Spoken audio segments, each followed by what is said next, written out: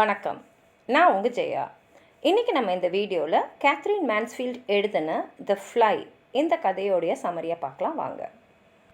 Mister உடிஃபீல்டுன்றவர், அவர் கொஞ்சம் வயசானவர், gentleman. அவர் ஃப்ரெண்டை பார்க்க அவர் வந்திருக்காரு. ஃப்ரெண்டோட பேர் இந்த கதையில் குறிப்பிடலை, பாஸ்ன்னு தான் சொல்கிறாங்க.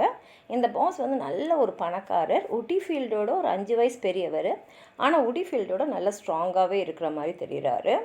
அந்த பாஸ் வந்து உடிஃபீல்ட் கிட்ட அவரோட ஆஃபீஸை காட்டுறாரு. ஏன்னா இப்போ தான் அவர் வந்து திரும்பி டெக்கரேஷன்லாம் பண்ணியிருக்காரு. அதனால் அந்த இன்டீரியர்ஸ்லாம் காட்டுறாரு.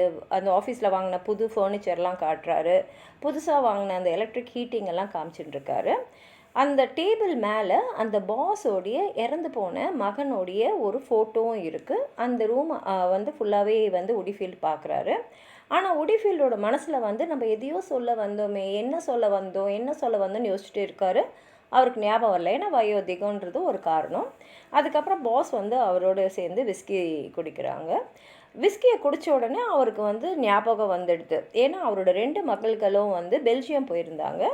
அங்கே வந்து போரில், அதாவது உலக போர் 1ஆம் உலக போர் இருக்கு இல்லையா, அதில் இறந்தவங்களோட கல்லறைக்கெலாம் போய் பார்த்துருக்காங்க. அந்த கல்லறையில் பாஸோடைய மகன் வந்து புதைக்கப்பட்ட கல்லறையும் இருந்தது. அதை அவங்க பார்த்தாங்க. அது அவங்க அப்பாட்ட சொன்னதுனால உடிஃபீல்டு அது பாஸ்கில் சொல்ல வந்திருக்காரு. இப்போ அவருக்கு வந்து ஞாபகம் வந்து அதை சொல்கிறாரு. அவரோட பாஸோட மகனும் வந்து முதல் உலக போரில் தான் 6 வருஷத்துக்கு முன்னாடி இறந்துருக்காரு. அது பாஸை வந்து ரொம்ப பாதிச்சிடுச்சு. ஏன்னா அவரோட மகனோட இறப்பை வந்து அவரால் தாங்கவே முடியல. உடிஃபீல்டு இதை சொல்கிறதுக்கு தான் வந்தேன் அப்படி சொல்லிட்டு போயிட்டு அப்புறம் அந்த பாஸ் அப்படியே உட்காந்துட்டுருக்காரு. அவர் கிளர்க்கை கூப்பிட்டுட்டு யாரையும் உள்ளே அனுப்பாதே, நான் யாரை வந்து என்னை டிஸ்டர்ப் பண்ணக்கூடாதுன்னு சொல்கிறாரு. ஏன்னா அவர் மகன் இறந்த செய்தியை திரும்பி வந்து நான் ஒரு கல்லறையை பார்த்தேன்னு சொன்ன விஷயம் வந்து அவர் ரொம்ப பாதிச்சிடுச்சு.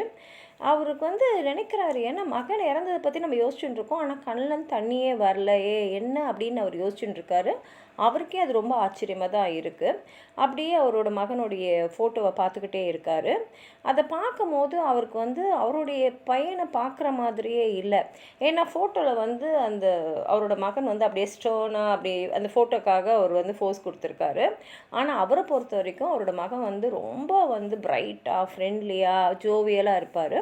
அதனால் அந்த ஃபோட்டோ வந்து அவரோட உண்மையான குணத்தை வெளிப்படுத்தலை அப்படின்னு யோசிச்சுட்டு பார்த்துக்கிட்டே இருக்கார்.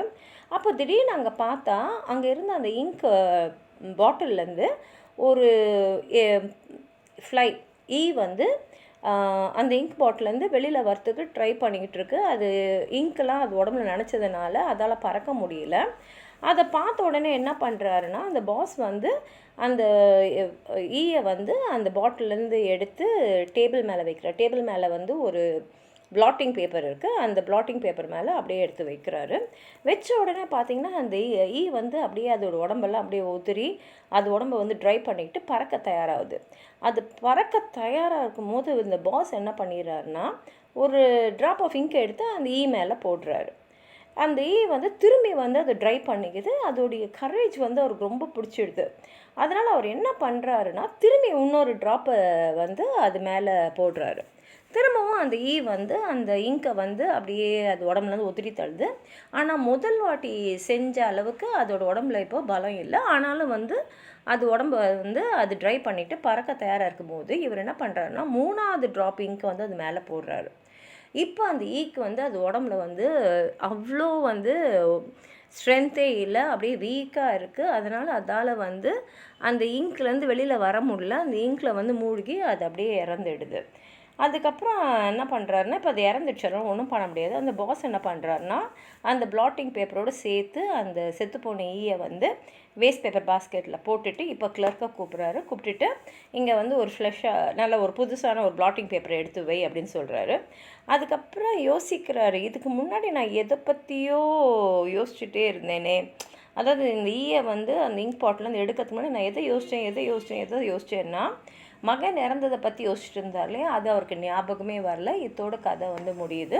உங்களுக்கு எதாவது சொல்ல நினச்சிங்கன்னா கீழே இருக்கிற கமெண்ட் பாக்ஸில் எழுதுங்க. இந்த வீடியோவை லைக் பண்ணுங்கள், உங்கள் ஃப்ரெண்ட்ஸோடு ஷேர் பண்ணுங்கள். சப்ஸ்கிரைப் பண்ணாதவங்களாம் ப்ளீஸ் சப்ஸ்கிரைப் பண்ணி சப்போர்ட் பண்ணுங்கள். நன்றி.